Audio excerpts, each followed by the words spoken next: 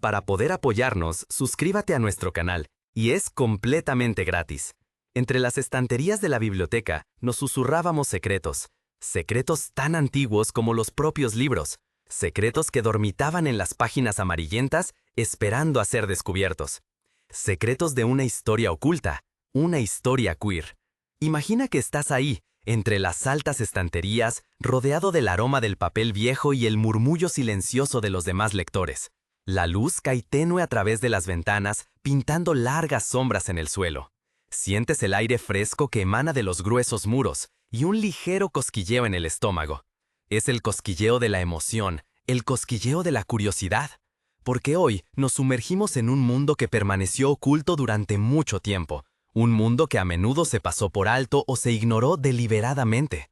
Un mundo en el que el amor, el deseo y la identidad eran diferentes a lo que la sociedad prescribía. Nuestro viaje comienza en la antigüedad, mucho antes de nuestra era.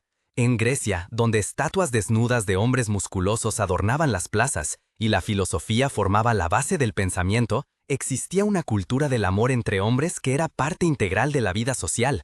Piensa en la íntima relación entre Aquiles y Patroclo en la Ilíada del poeta Homero. ¿Era amistad o era algo más? La pregunta es tan antigua como la historia misma. Y luego Roma, el poderoso imperio, en el que emperadores como Nerón vivían abiertamente sus relaciones con hombres. Era una época de decadencia y abundancia, en la que los límites de lo permitido se desdibujaban.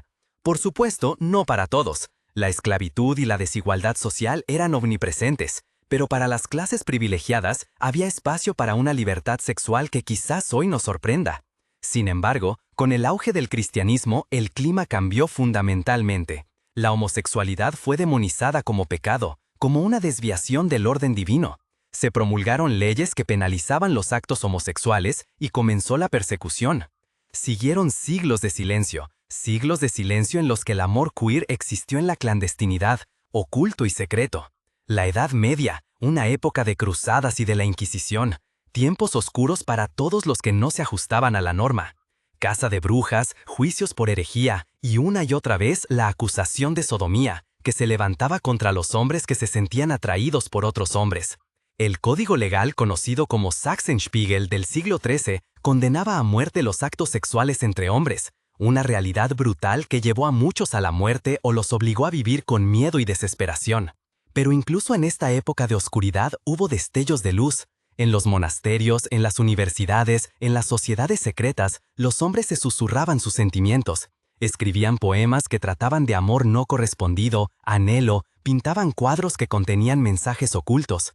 Crearon una cultura de sutileza y alusión, en la que la verdad se escondía entre líneas.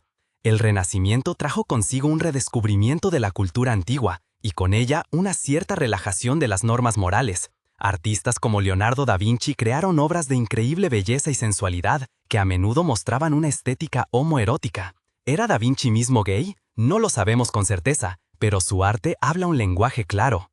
Y luego la Ilustración, la época de la razón y la tolerancia. Filósofos como Voltaire y Rousseau exigieron un nuevo orden en el que los hombres fueran libres e iguales. Pero incluso en esta época, los homosexuales a menudo permanecieron marginados y perseguidos. Las leyes contra la sodomía permanecieron en vigor y la estigmatización social era omnipresente. El siglo XIX, una época de progreso e industrialización, pero también una época de doble moral y represión. En la era victoriana en Gran Bretaña, la homosexualidad se convirtió en un tema tabú del que no se hablaba. El llamado juicio de Oscar Wilde en el año 1895, que condenó al escritor irlandés por indecencia grave, fue un shock para la sociedad y puso de manifiesto los peligros a los que estaban expuestos los homosexuales. Pero incluso en esta época de silencio hubo personas que se resistieron. Karl Heinrich Ulrichs, un jurista y publicista alemán, fue uno de los primeros en exigir públicamente la despenalización de la homosexualidad en la década de 1860. Acuñó el término Urning para los hombres que se sentían atraídos por otros hombres y argumentó que la homosexualidad era una variante natural de la sexualidad humana.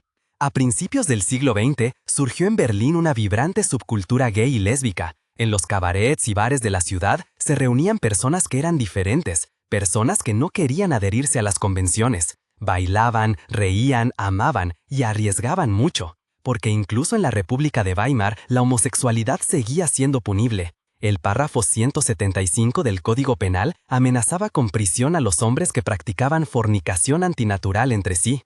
Con la toma del poder por parte de los nacionalsocialistas, comenzó una época oscura para la comunidad queer. Los hombres homosexuales fueron perseguidos, arrestados y asesinados en campos de concentración. El párrafo 175 se endureció y la persecución se intensificó. Se estima que entre 5 a 15,000 hombres fueron encarcelados en campos de concentración debido a su homosexualidad. Fueron marcados como triángulos rosas y tuvieron que soportar condiciones inhumanas.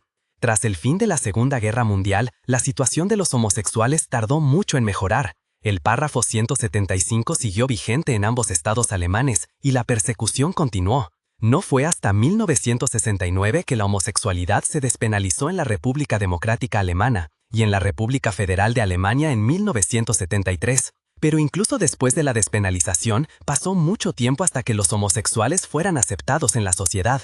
La crisis del SIDA en los años 80 hizo retroceder nuevamente a la comunidad queer. El miedo y la estigmatización se extendieron, y muchas personas murieron a causa de la enfermedad sin recibir el apoyo necesario. Pero la crisis también condujo a una nueva ola de activismo y solidaridad.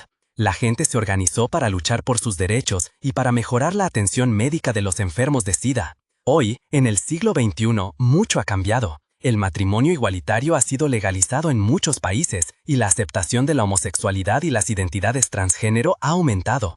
Pero la lucha aún no ha terminado. En muchas partes del mundo, las personas queer siguen siendo discriminadas, perseguidas y asesinadas.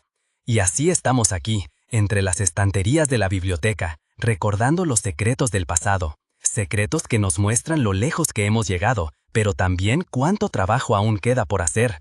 Porque la historia de la comunidad queer es una historia de lucha, de resiliencia y de amor. Una historia que debe ser contada, para que podamos aprender del pasado y construir un futuro mejor para todos. Un futuro en el que cada persona pueda vivir libre e igual, independientemente de su orientación sexual o su identidad de género. Un futuro en el que los secretos del pasado ya no tengan que susurrar en la oscuridad, sino que sean proclamados en voz alta y con orgullo.